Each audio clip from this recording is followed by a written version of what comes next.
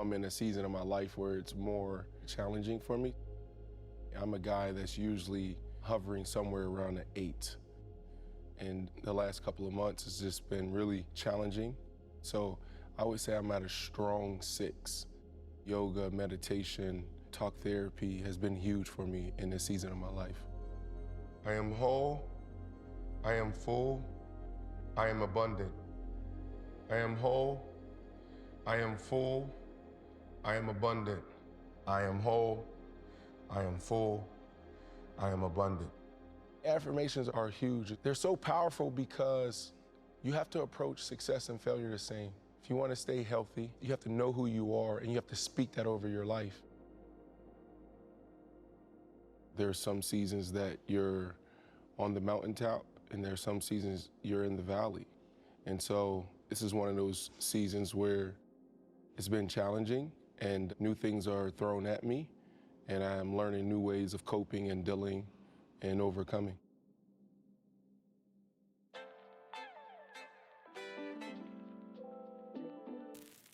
So let's rewind back. What is the mindset of a young Brandon Marshall getting to play in the NFL? Yeah. I would say just a beast, just like a machine, right? Just every day the same thing. How can I get better? What weight do I have to lift and move, and where do I have to run? Who do I have to study? What do I have to study? My childhood dream came true. The catch is made by Brandon Marshall, and Marshall still on his feet. Marshall is inside the 30, inside the 20. How do you like that? The rookie from the University of Central Florida, Brandon Marshall. So with everything going so well, at what point did you realize something was wrong? I can't really pinpoint one thing. There was a DUI, there was false imprisonment where I wouldn't let my girlfriend leave the house. There were so many things, but what ended up happening was I went through a clinical evaluation, neurological evaluation, diagnosed with borderline personality disorder. Borderline personality disorder, best way to describe it is like emotional disorder. Can you manage, can you cope with just whatever's happening, right? What you feel is normal, but do you have the skills and tools? And that's where dialectical behavior therapy comes in, where you pick up the skills and tools that most people have naturally, but you don't have, right? And so you're able to just self-regulate, get yourself back down to baseline in any moment, good or bad. What did you know about borderline personality disorder before your diagnosis? Not a damn thing. Because as an athlete, you gotta think, you know, what's the play? Give me the play, and I'm gonna try to perfect that play. So I approached it that way, where it was, oh, they're giving me a play, so mentalization, dialectical behavior therapy, cognitive behavior therapy. Let me just show up every day and learn. What can I learn? They invited me to a workshop seminar, and then I listened to the patients. When I heard the patients, I felt 50% better, because that was the first time I saw other people struggling. And so I was like, wow, like you can see the progression, you can see the growth, and you can see that if you do the work, you know, you can get to the other side. So you get your diagnosis, you start on the path towards healing, and you get back to work. So how do you balance a demanding NFL career with now having to manage your mental health? Well, actually, I don't think I was healing then. I think I'm healing now. I think then it was, I'm suffering in silence, right?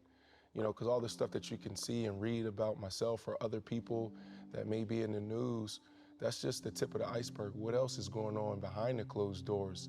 What don't we see? And so I just felt so inspired back then to tell my story and just make it an everyday conversation. When you look at the current state of the NFL now, has the league come a distance from where it was as far as stigma for mental health, as far as support for players with mental health? Absolutely. Back then, you know, everybody thought like, well, this player may not be good enough. He's dealing with anxiety. He may be dealing with substance abuse challenges. He may be dealing with depression. I don't know what's gonna happen to our investment. Now, I feel like the sentiment has shifted towards, oh, like this is a great investment, because we're all dealing with stuff. All of our players are dealing with something, just stress. So what are some of the tools you use now to help you with your mental health? But meditation and yoga are huge for me. I've always done yoga, but now it's like, it's turned into like a lifestyle. Like I got that high where it's like, I want it every day. Sometimes I may do two a day. like I'm still playing football. And on the mat, so much comes up. So much comes up. So that's why, like, you won't be able to see everything on my mirror, but whatever's coming up on the mat, like that's what I'm writing on the board. I'm writing on the mirror. Bell Let's Talk is such a huge initiative each and every year. Why do you think it's important to talk about it? You're an expert at what you do, right? Sometimes. Yeah, you are, right? And I would say I was an expert at what I did, running routes, catching balls. There's experts with the mind, the brain. When you talk to someone that's gone to school, that have the education, that knows what they're doing, that could potentially be an expert, they're gonna help you navigate through that. So that's one end of the spectrum, why it's important to talk, and that's why this initiative, Let's Talk, is so impactful, because some people are suffering and they need to talk to someone that can help them navigate through it. And so just talking to a friend or a companion could be the difference between this thing turning into, where you may need to talk to an expert, to I'm okay, I can survive until the next day.